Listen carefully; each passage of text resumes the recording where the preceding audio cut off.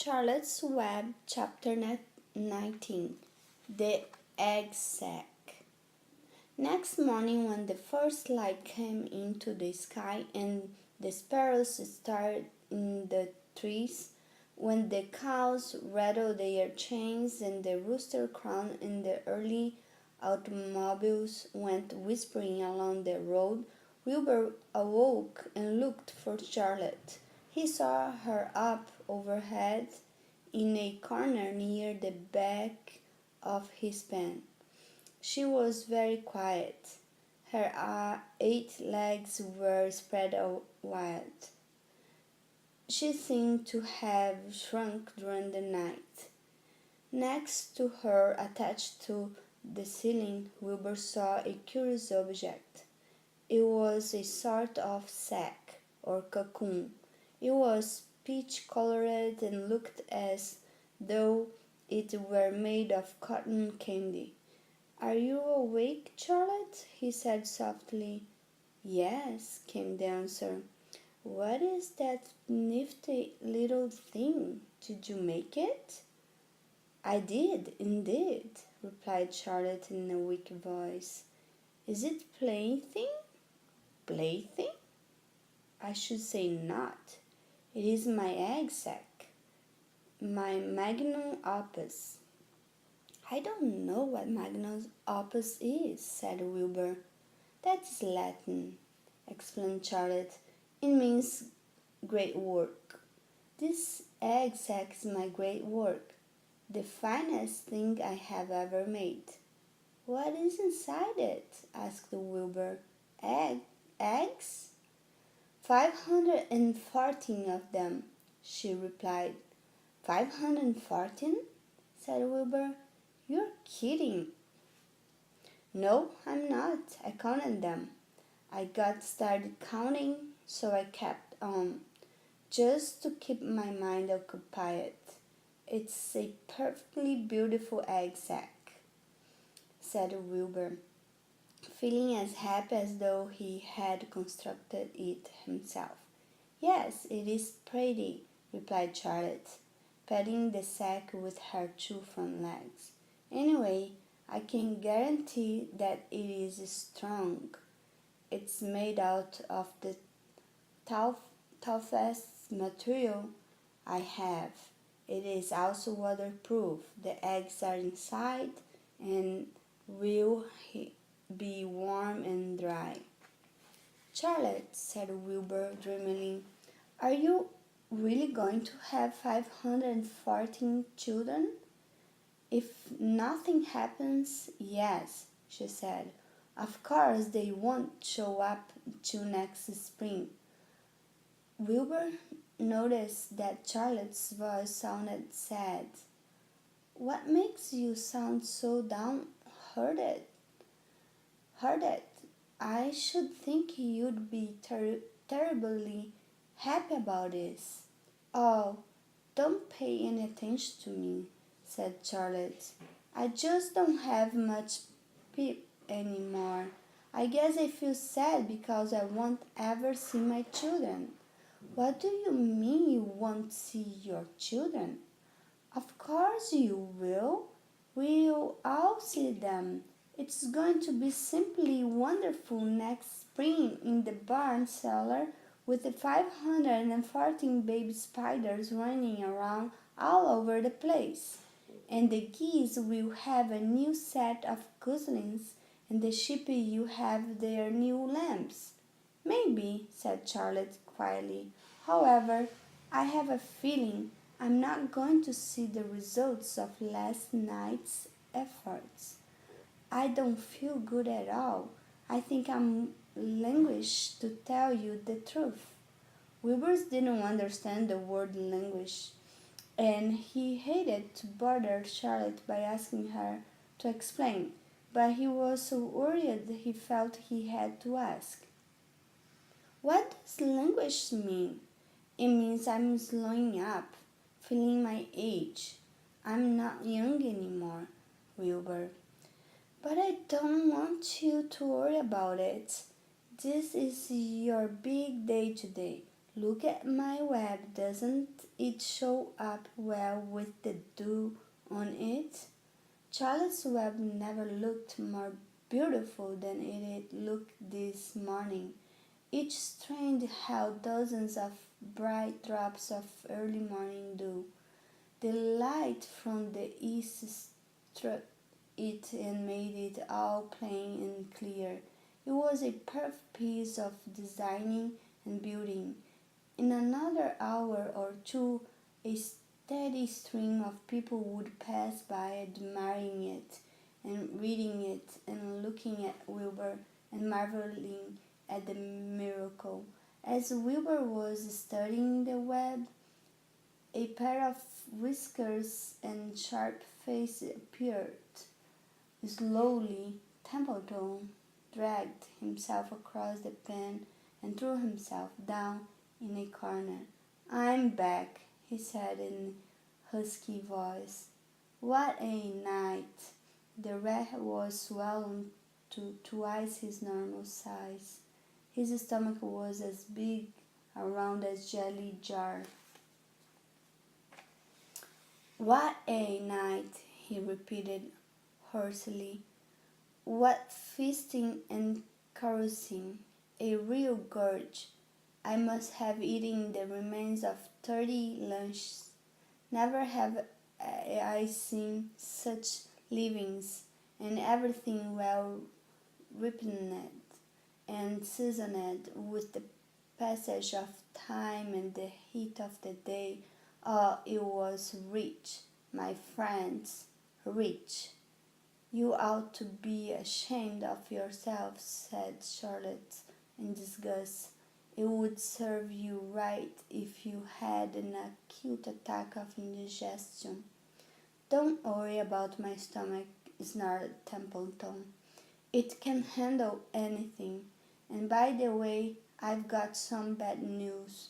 As I came past that pig next door, the one that calls himself Uncle, I noticed a blue tag on the front of his pen. That means he has won first prize. I guess you are licked, Wilbur. You might as well relax. Nobody is going to hang any medal on you. Furthermore, I wouldn't be surprised if Zuckerman changed his mind about you. Wait until he gets hankering for some fresh pork and smoked ham and crispy bacon. He'll take the knife to you, my boy." "Be still, Templeton," said Charlotte. "You are too stuffed and bloated to know what you are saying. Don't pay any attention to him, Wilbur." Wilbur tried to not think about what the rat had just said. He decided to change the subject. "Templeton," said Wilbur, "if you weren't so dopey, you would have noticed that Charlotte has made an egg sac. She is going to become a mother. For your information, there are 514 eggs in that peachy little sack." "Is this true?"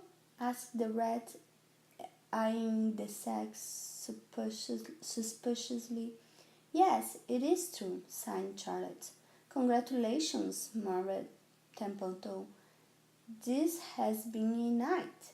He closed his eyes, pulled some straw over himself, and dropped off into a deep sleep. Wilbur and Charlotte were glad to be rid of him for a while.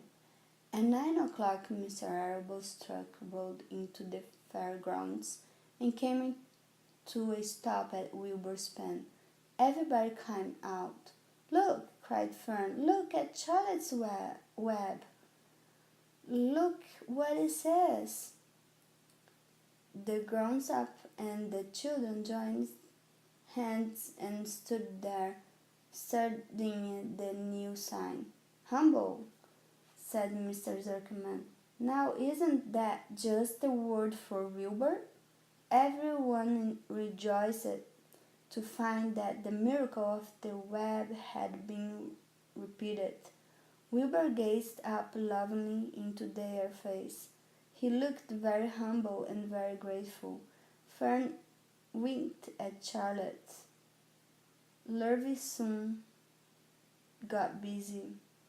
He poured a bucket of warm slops into the trough, and while Wilbur ate his breakfast, Lurvy scratched him gently with a smooth stick. "Wait a minute," cried Avery. "Look at this." He pointed to the blue tag on Uncle's pen. "This pig has won first prize already." The Zerkemans and the Arabos stared at the tag. Mrs. Zerkeman began to cry. Nobody said a word. They just stared at the tag. Then they stared at Uncle. Then they stared at the tag again. Lurvy took out an enormous handkerchief and blew his nose very loud. So loud, in fact, that the noise was heard by stable boys over at the horse barn. "Can I have some money?" asked Fern. "I want to go out on the midway." "You stay right where you are," said her mother. Tears came to Fern's eyes. "What is everybody crying about?" asked Mr. Zerkeman. "Let's get busy. Edith, bring the buttermilk." Mrs. Zerkeman wiped her eyes with her handkerchief. She went to the truck and came back with a gallon jar of buttermilk. "Bath time," said Zerkeman cheerfully.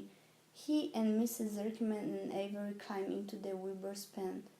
Avery slowly poured buttermilk on Wilbur's head and back, and as it trickled down his side and cheeks, Mr. and Mrs. Zerkeman rubbed it into his hair and skin.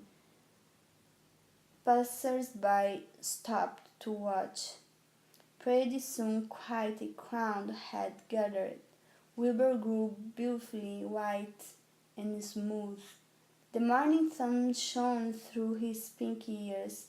"He isn't as big as that pig next door," remarked one bystander, "but he is cleaner. That is what I like."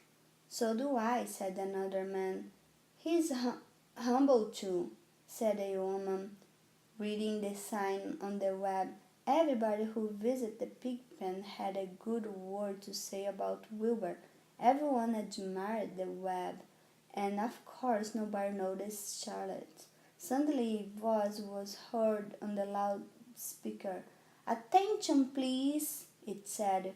"Will Mr. Homer Zuckerman bring his famous pig to the judges, both in front of the grandstand? A special award will be made there in 20 minutes. Everyone is invited to attend.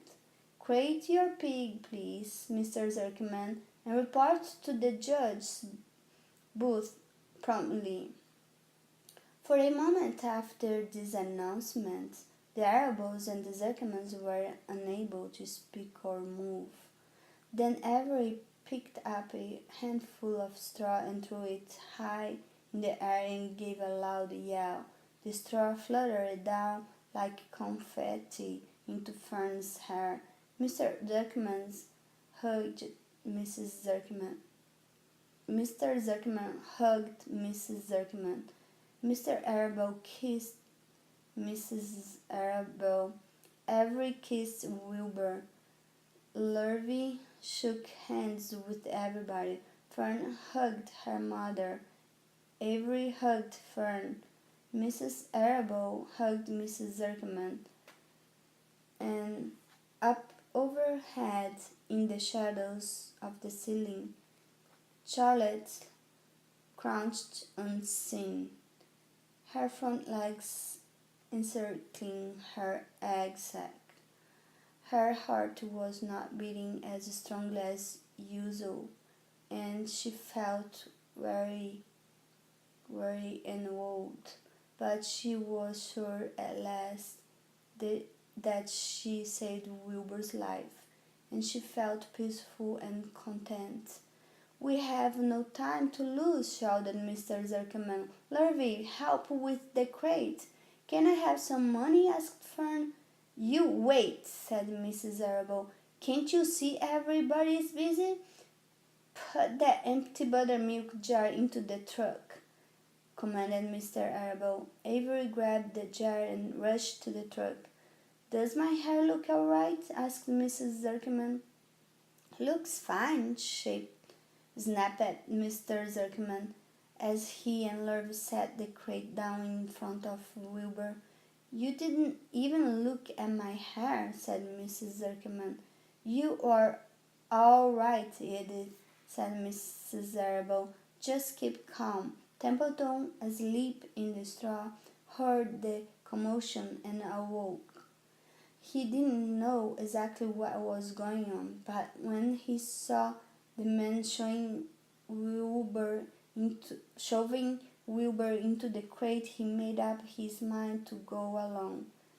He watched his chance, and when no one was looking, he crept into the crate and buried himself in the straw at the bottom. "All right, boys," cried Mr. Zuckerman, "let's go." He and Mr. Arable and Lurvy and Avery grabbed the crate and boosted it over the side of the pen and up into the truck. Fern jumped aboard and sat on top of the crate. She still had straw in her hair and looked very pretty and excited. Mr. Arable started the motor. Everyone climbed in, and off they drove to the judge's booth in front of the grandstand. As they passed the Ferris wheel, Fern gazed up at it and wished she were in the Thomas car with Henry Fuzzy at her side.